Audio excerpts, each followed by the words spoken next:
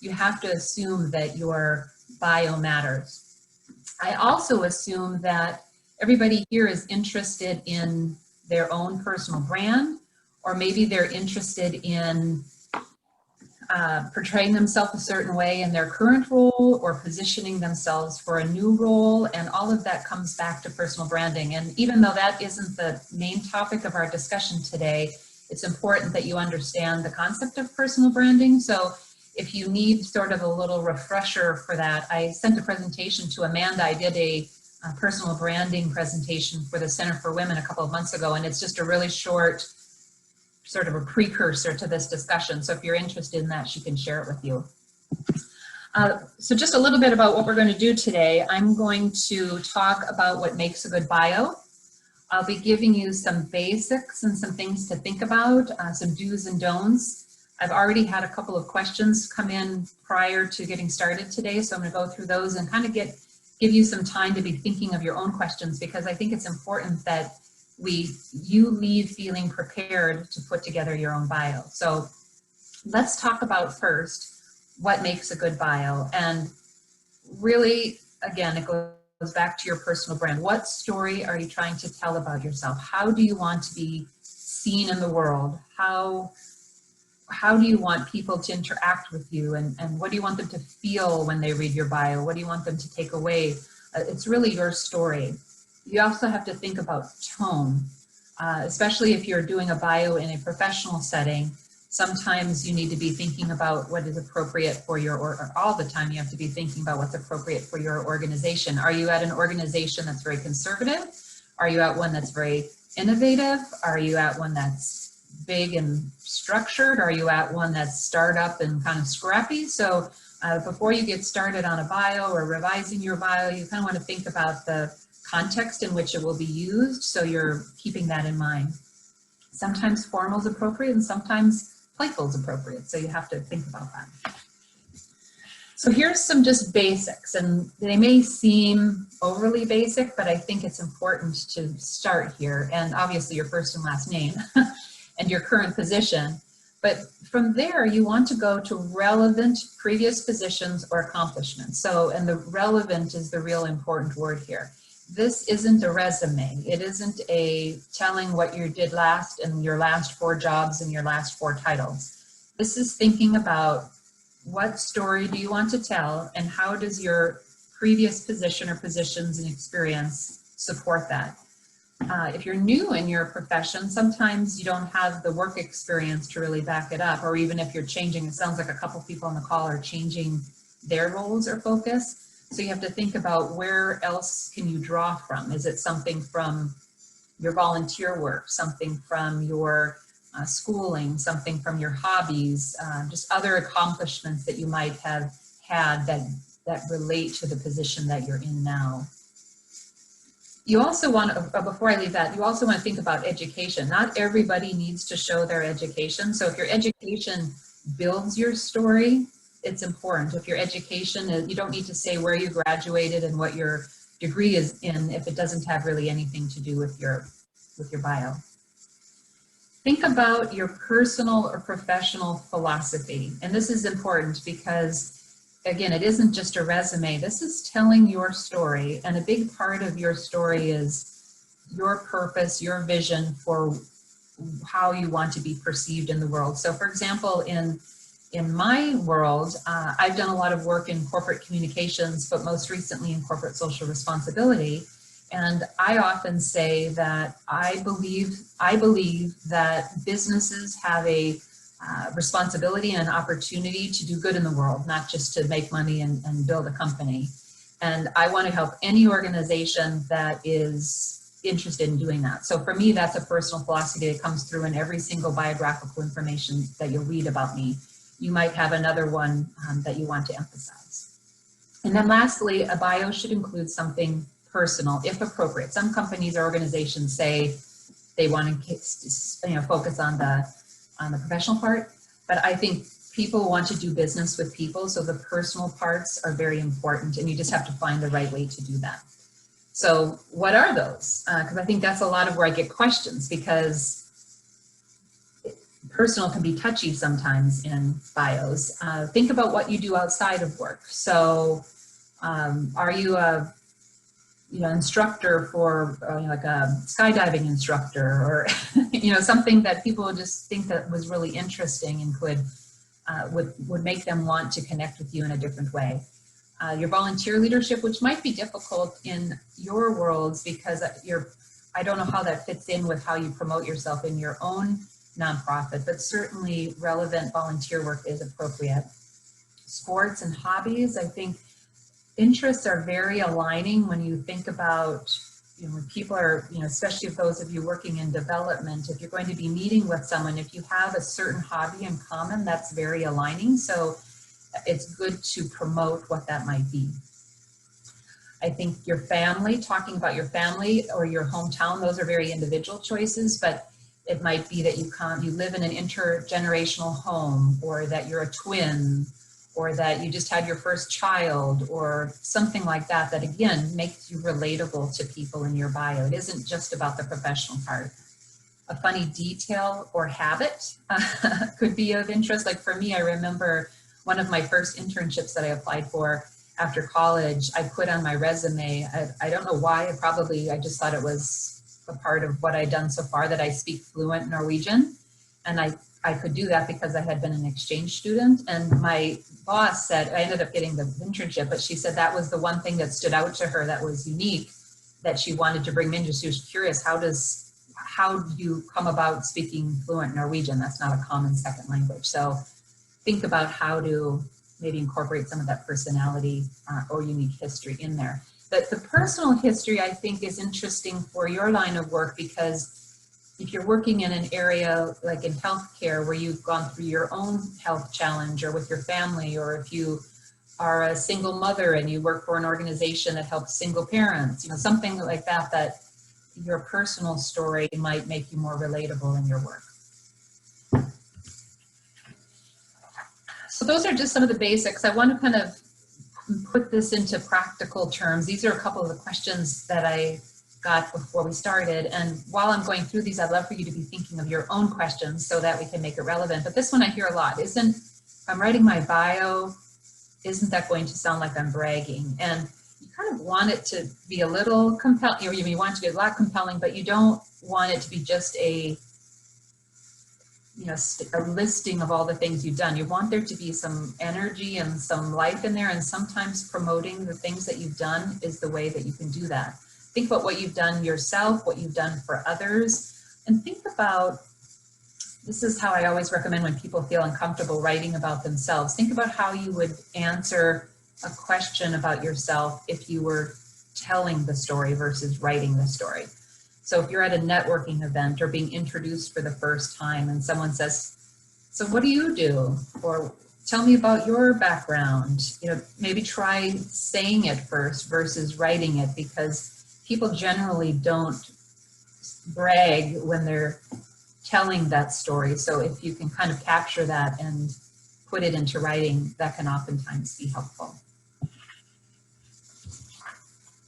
Should I have more than one bio? That's another question that I've received. And I say, do you have more than one brand? And if you do, that's probably not a good thing, because then it's hard to really build your personal brand if people don't know what it is. So I think really what the question is behind here is, what do I look different on my personal social media or my personal activities versus my professional? And how I would answer that is, your brand is your brand. When you get started in actually putting together your bio, you're going to have sort of one master document that tells your story. And that document should be no more than one page, by the way, because one of the things that I think is really frustrating for me when I work with people in bios and they say, like maybe I'm doing a program and I have a speaker and I say, could you send me your bio? And they send me 4 pages of a resume. That makes it really hard for me to understand what I need to pull out and what is relevant. So when you actually get to the point of putting together your master bio, put all the things in there that you think are important and kind of lock that down, but then you can customize it for different things. So how it looks on your company's website or your organization's website might be different than your slightly different than your LinkedIn bio or your Twitter bio or a speaker bio, but it still comes back to the same messages. So if people are looking at them over several mediums, they understand that they're really consistent. So I wanted to show you, just as an example, of a client that I work with. Can you see this? Yep. So this is a young lawyer that I worked with in Colorado, and I just wanted to show you an example of this. So this is her professional bio. We've structured it so that she has an intro up at the top, which helps you, for people that don't want to read a lot of information, it's much more scannable. So you could just read that small part and get the gist of what it is that she does. Then she goes into more detail below, backs up kind of at the end there about some of the relevant experience that she's done. She's an author of a nonprofit law blog. She's taught things at her law school. She's received awards in the industry. And then at the end, we've got a little personal, a Colorado native residing in Boulder. She enjoys spending time outdoors, likes microbrews. And then she has a quote here about why she does the work that she does. So she's really showing her how she brings her passion and purpose to her work. And then these are just all of the things when you're a lawyer that you have to put on your bio that you may or may not need. But so this is sort of her master. This is the long version of what it is that she does. Then if you go to, I'll go back to the presentation. This is her LinkedIn profile. So same photo, same title, same short paragraph, and just at the very end, she shows her specialties at the bottom rather than that long list. So it's slightly different, but it's still consistent with the message that she's trying to share. Here's my bio, which, by the way, I have to update myself, so I'm going to be working on this just like you guys. I recently moved from a consulting role to an in-house role, so I have to change my own bio. But this is sort of my professional bio that when you saw a little information that Amanda had sent out an invitation, it was much shorter. So this is kind of the general bio that I use. This one I wanted to show you because I used this specific bio when I was talking to a new client that worked in the hospitality space. So if you look down at the bottom, it talks about where I live, but it also says where I like to travel. And that I thought was appropriate because I was talking to a hospitality company or company that works in that industry. So not something you'd normally see in my regular bio, but something that connected personally to this work that I was doing. And they noticed that and they appreciated that. So you can have a little bit of fun with those details. This one I wanted to show you because we talked about, showing your personality in your bios, maybe even a little humor.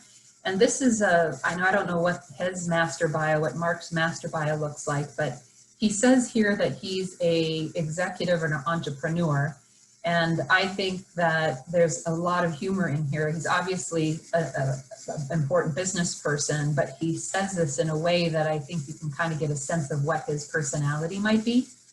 And I just think I think you should feel comfortable doing that. I don't see anything wrong with this because I'm imagining it's consistent with his personal brand. So kind of think about how you want to come across. Do you want to come across like this, or do you want to kind of look like a young lawyer? And if that's the case, you have to write the language and use words and tone a little differently. So that's everything I had on just the basics. So let me get back to you guys here so we can go through some questions. Okay, I just wanted to say one other thing about kind of a do's and don'ts. I think it's important that after this, you really kind of look at how you want to approach your bio in a proactive way, because one of the worst things to do is to be asked for your bio and not have it ready, because then you rush through it and you don't really put the thought into it. So the fact that you're here tells me that this is maybe an exercise that you want to get started with. And if you're uncomfortable writing about yourself, which sometimes people are, I would encourage you to do this together with a thought partner, maybe a former colleague, a former boss, a friend who will be objective. and have them tell you what they see as your strengths and your relevant experience. And sometimes that will help you pull out what you need to do to write a bio that's more comfortable, but also compelling. So, the goal is to, when somebody gets to your bio, you want to stand out, and you want to stand out in the right way. So with that, I'd love to just start a conversation here a little bit about some of the challenges maybe you've had with writing bios. I really want to make this to try and help you with your specific experiences. Anybody? I'll go. So this is an unusual task for me because I came off of 17 years of being a teacher, and this is not really something that we utilize in teaching. And so how do I have my head focus on what I need to do to this? And because I've done such a shift from coming from teaching into being an executive director of a nonprofit, that's a big shift for me. So, and when you're talking about bragging, that's also kind of another thing I bring with me from the teaching. Like, you don't do that with teaching. And so it's hard to make that shift. So like, where do I start as far as that, helping put myself in that headspace? I think you need to look at what story you need to, in your role, tell the world. So when someone meets with you as executive director, what do you need for them to think, feel, or believe about you? Is it that you're a strong leader, or that you're very well connected in the community, or that you're passionate about the cause, or whatever the case might be? So I think you need to kind of put yourself in the shoes of the person that's going to be reading your bio. Mm-hmm. Make a list of all the things that you've done that sort of help you build that story, because it has to be authentic. This isn't a marketing piece, it's a telling your personal story piece. So you really want to connect your dots to what they need. And okay, so outline, and then try and find a way to, oh no, something's happening with my software. Okay, hang on. My Zoom is updating. Put it into an outline form, and then structure it in the way that I like to start writing anything I write in bullet points, just writing, because then you tend to get overwrited and put too much content into the piece, and it should be as concise in telling your story as possible. So put together an outline of, what is your current role and what are you doing? What are your responsibility? What did you do previously that is tied to that? Then a little bit about your philosophy, kind of put it in that structure, and then start to actually write the paragraphs. Okay. Thank you. That's very helpful. So tying in what I knew from teaching to what I'm doing with giving back to kids in the nonprofit. Yeah, because there's obviously there's a reason why you're there. There's something about your background that ties to that. So you just have to make the connection. But it isn't, I taught for 20 years and in this field, if that has nothing to do. It's more, I motivated families to think about education, or I supported children with special needs, or whatever it is that it was relevant to the work that you're doing now. Thank you. Kecia, we had a question come into the chat from Tina.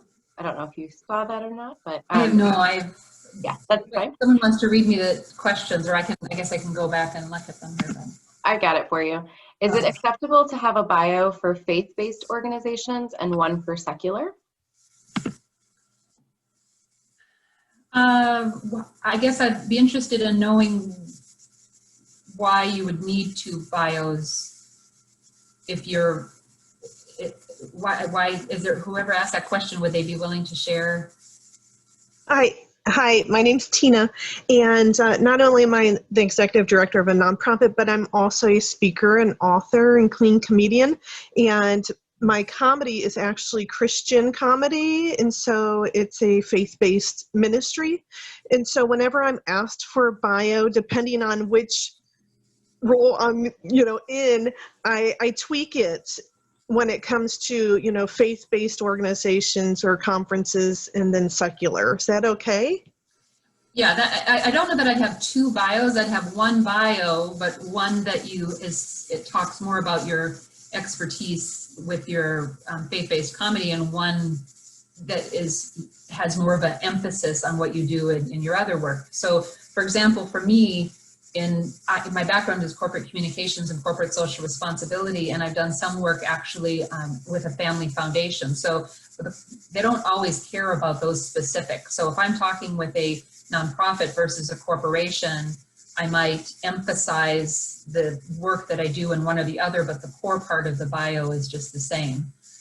If I'm talking more about, if I'm in a presentation like this and the communication is more important than the corporate social responsibility, I might focus on that. So I think you should still try and have one bio, but so if they happen to see them both, they see that you're not just trying to promote yourself this way here and this way there, but that this is the relevant information I take to this situation, and this is the relevant information I take to that situation. Got it. Thank you. My other question was, do you write the bio in first person or third person? That's a little bit dependent on if you're in an organization that has a style, you should follow that style. But I don't know that there's one way or one specific way. I mean, first person is very personable, but for example, for me as a consultant, I don't say I do this because I'm positioning myself as more of a firm or a service versus a person. So I don't know that I would say that there's one or the other. Whatever's tone fits your organization or feels most comfortable for the situation. I don't know if there's a specific example you'd want to share that might help me narrow that down. So like for my speaking website, I was advised by a few professional speakers that to speak to the person like you're talking with them right there in the room. And it just makes it more personable, I guess, on the bio page. Yep, I would agree with that. The time then where you would want to probably be more in third person is if your bio is together with multiple people, or it's not a one-to-one dialogue, where it's you don't have the one-to-one personal connection.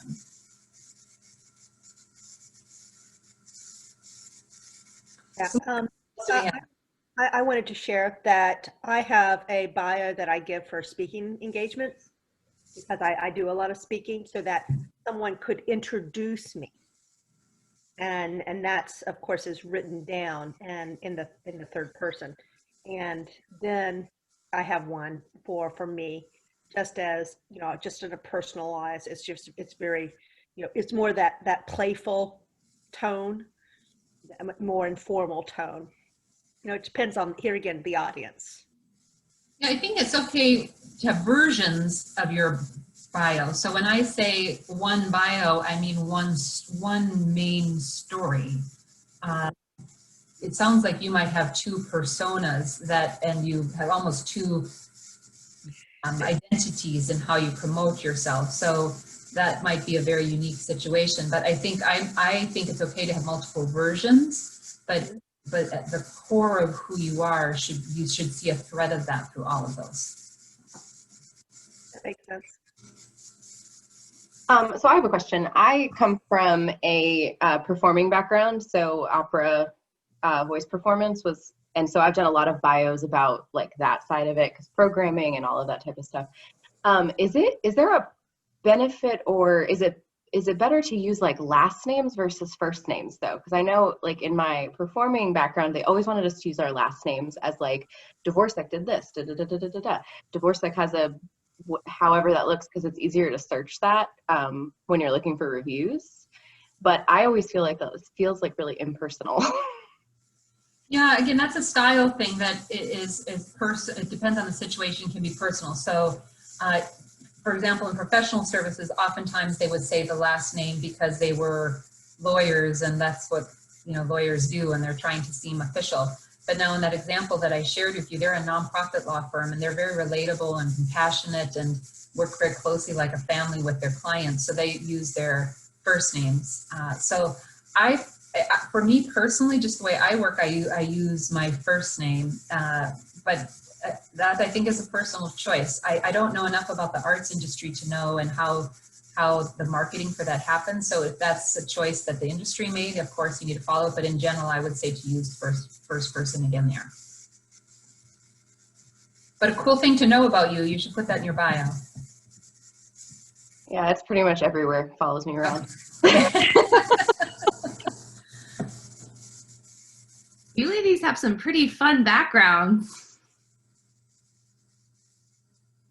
I know, I feel super boring. Same.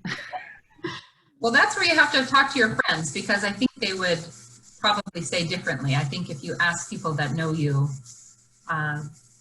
everybody has something unique, so it's a good challenge. So it's basically, it's what makes you different, what makes you unique. Is that's part, well, I know we're, you know, different from branding versus, but it's all related to branding there. Yeah, it's just sort of who you are. In professional services where you're marketing your person, then it is about differentiation. But I think people just really want to know who they're working with. And it's hard to do in writing if you don't take some chances. You have to first make it concise so you don't make them work too hard at it.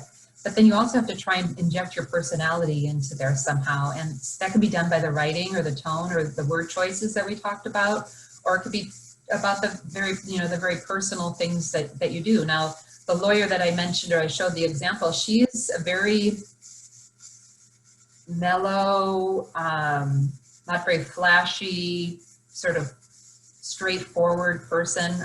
There's nothing really, I would say, overly exceptional. You know, she doesn't stand out as being she isn't flamboyant, or like I'm very talking with my hands and have all sorts of energy in my personality, but she's just very mainstream. So we had a hard time with her bio, and she put that part about the microbrew in there, which I thought was interesting because that's a big part of Colorado culture and her age group and generation, and that's very relatable. But I wouldn't have even guessed that from working with her. So just that one nugget of information tells you a little bit about her, and sets a different tone for the bio. I mean, who wants to work with a stuffy old boring lawyer when you could work with a stuffy old boring lawyer who likes to microbrews? That's pretty cool.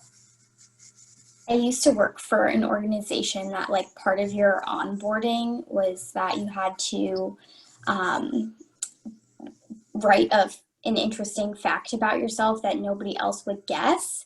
And then at our all staff meeting, they read it out loud, and they had all the new people stand up, and everybody had to guess which fact was about which person. And that kind of puts the pressure on, but it was interesting to see everybody's fun facts that way. What was your fun fact? That my cat is related to Martha Stewart's cat. Oh. And what organization do you work for now? Is it an animal shelter by chance? It is not, so not applicable. I work for a domestic violence shelter. Okay. We almost had a good story there. Maybe one day it'll tie in, but you're thinking, that's a good way to look at it, sort of when you're an icebreaker, trying to get to know you in a different way. Everybody writes differently. I use sometimes Post-it notes. So again, if you're really wanting to do this, I might put a couple words on a Post-it note and put it up on the wall and just kind of move it around and try and see how it all fits. That might be a way that, because I think a lot of people have to sit down at a computer and type out their own personal story. That's very intimidating. But if you think about, how would I describe myself to somebody if I met them on the street?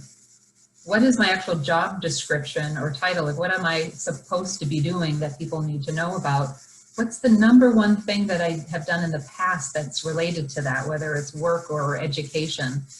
Why am I here? What is my own personal purpose, and how does it tie to this work? And then what's something really cool about me personally that I'm willing to share?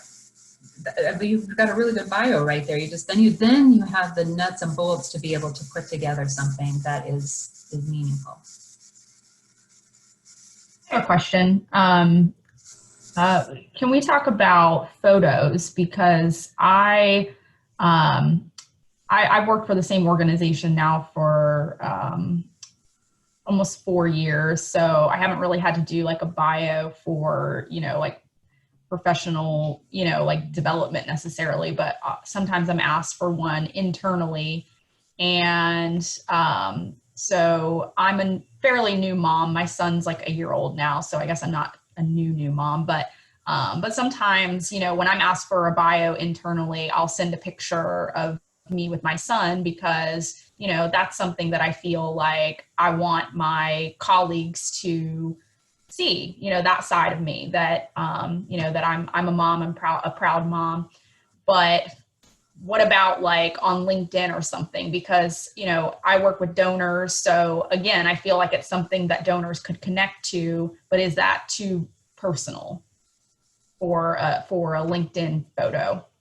Usually externally, especially with LinkedIn, it's appropriate to have something a little more business. Okay. Again, I mean, look at that executive that I showed you on Twitter. I mean, you could tell he was in his beach clothes and his background was some fish bar at the, at the beach. So even though he lives somewhere in the Midwest. So I think that would, for me, would be a organizational question. If your LinkedIn you're using for business and you're relating with potential donors through that, what does the organization, what is sort of the brand of the organization? If it's family oriented and we are, yeah. okay, so that might make sense. I mean, sometimes I asked about the pet charity. I've seen organizations, there's a pet association, and all of their employees have pictures of themselves with their pets on their bio. So right. That's really appropriate. So I would just kind of test, either ask or just kind of observe what others are doing externally, and that could be just fine. It's really a personal choice and in the context of your professional choice. Isn't always good. I've seen people like on LinkedIn with them in their wedding dress with their husband cut out or something.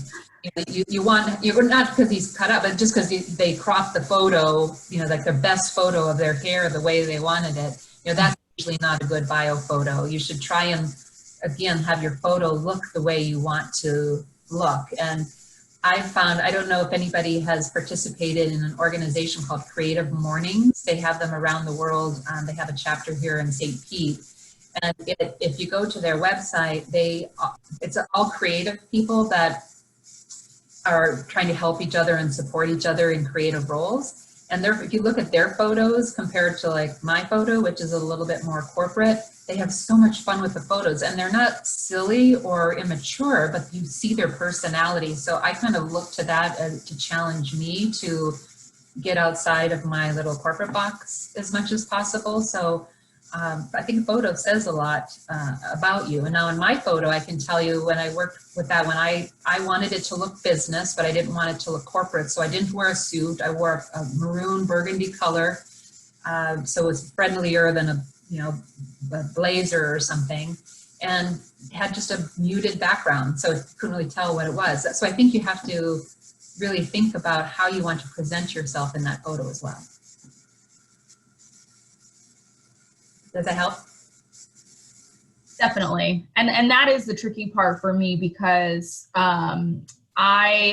the organization I work for is very conservative. So I would generally say that, the photos used are very like business-like, but at the same time, our whole mission is building strong families. So that's where it is kind of tough sometimes, because I think that, that I can be very professional, but I wouldn't say that that's my brand, So I feel like the family side of things really shows more who I am. So that is a challenge, but I think you're right on, and I appreciate the guidance there. You're welcome. And are the people in your organization, this might be a sensitive question to ask, but are the people that you're talking about that have more corporate photos, are they more advanced in their careers, more years of experience? Yeah, definitely. And that's a generational thing. I think the right. Senior people, myself included, we were sort of trained to have a corporate looking photo. Right. So it might be changing culture, and you might actually, if you think that's important to your brand, to be able to present yourself as a family person in still a very professional and polished way. Maybe you need to try and be a change agent within your own organization, because I could, definitely, if that's your mission, I could see how that could be a really clever way to present yourself in your bio. Mm-hmm. Yeah. Thanks for sharing. Any other questions? Question in the chat from Mary Lee of how often should I change my photo? And after her question, we have time for one more until we announce the winner, and we'll have to close out this morning. So the question that Mary Lee asked was, how often should I change my photo? I say change your photo as you look different. Because I see people that have a photo from maybe 5 years ago and their look has changed, their hair color has changed, their hairstyle has changed. Like for me, every time I get new glasses, I change mine because my glasses really change the way that I look. So I would just, as long as it's representative of yourself, I think you can keep it as long as you want. Just change as you change.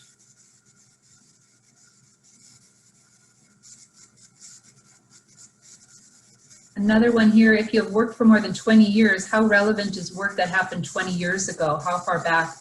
You know, in job hunting, they tell you to only go back 10 years because you don't want to date yourself too much. That's sometimes a challenge in looking for a job when you have more than 10 years of experience. I would say if you have more than 20 years of experience professionally, I would only include what's relevant. So again, you don't want it to be a resume, but if you did something 20 years ago, but then you kind of changed course or did different work and now you're coming back, what you did 20 years ago might be more relevant than what you did 5 years ago. So for me, it's really about relevance and thinking again. The exercise isn't telling people everything you've ever done professionally. It's about telling your story. So take out whatever doesn't help you tell your story, and it'll be much more readable and much more effective. Thank you so much, Kecia. We're ready to go ahead and announce the winner. So drum roll, please. Can all make fun sounds. So our winner today is Jennifer Walsh from the Dystopia project, and she's going to help me pronounce the name of her organization one day correctly, because I think I butcher it every time. But congratulations, Jennifer. Thank you. And you can just say TDP for short. I will keep with that advice. That is great. That is Amanda, great. can you read some of the names that she had in hers? I'm just curious. I missed it when I was talking. Can you just read a couple? I'm curious, what were some of the names she shared? Absolutely. Burger King, Nike, McDonald's, Target, the Kardashians, Publix, Starbucks, CrossFit, Yeti, Sam's Club, Costco, Ninja. What I really liked about hers was just like all the different things that we just use every day that we don't think about. Like when you refer to a Ninja, you could actually just mean a blender. The same about Kleenex, right? So I thought that was really interesting. Like a lot of these companies are just so well known, and you think about the company name before you even necessarily think about the product, their most popular product. So she definitely was able to think of some great ideas there in her submission. I would just say on that, if you end up watching the personal branding presentation that Amanda has, one of the personal brands that I often use as an example is Lady Gaga. Because if you thought about Lady Gaga 10 years ago, what her personal brand was, it's sort of controversial and shocking and dramatic. And then she has made not an entire change. She's still true to sort of her uniqueness, but she's much more, she's doing acting versus just singing. She's showing up on the red carpet in a actual gown versus a bodysuit with a mask. And, so I think of her from a personal branding perspective as somebody who you can kind of really see what story she's trying to tell, and that probably won't help you in writing your own bios, but I just always mention it when I'm talking about personal brands, because everybody seems to kind of have seen or, knows of her evolution. So she's a good one to put on your list next time you have a contest. So, well, let me know, Amanda, connect us when I can help you with your bio. I just want to say thank you so much for being here. I wish I could spend the rest of the morning with you because this is an important topic, but I wish you well on writing your bio and sharing your story. Wonderful. Thank you so much, Kecia.